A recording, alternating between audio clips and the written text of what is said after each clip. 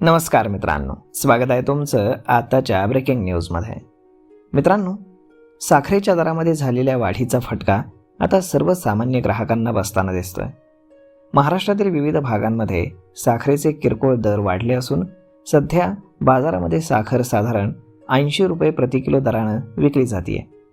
त्यामुळे आगामी काळामध्ये दर आणखीन वाढण्याची शक्यता लक्षात घेऊन काही ग्राहकांकडनं साखरेची खरेदी वाढल्याचं चित्र आहे.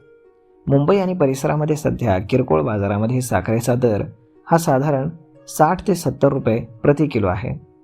दरवाढीमुळे घरगुती बजेटवरती अतिरिक्त भार पडत असल्यानं ग्राहकांकडनं स्वस्त पर्यायांचा शोध घेतला जातोय. दरम्यान डी-मार्टमध्ये साखरेची किंमत प्रति किलो 75 रुपये असल्याचं सांगितलं गेलं आहे.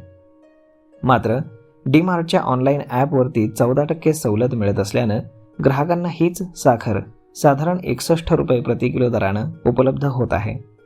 त्यामुळे सवलतीच्या दरामध्ये साखर मिळत असल्यानं ग्राहक डी-मार्टकडे मोठ्या प्रमाणामध्ये वळताना दिसत आहेत.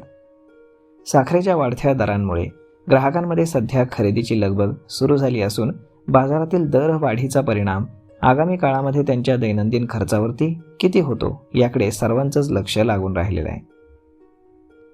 तर मग मित्रांनो, अशा पद्धतीनं डी-मार्टमध्ये स्वस्त साखर खरेदीसाठी ग्राहकांनी गर्दी केल्याचं पाहायला मिळतंय.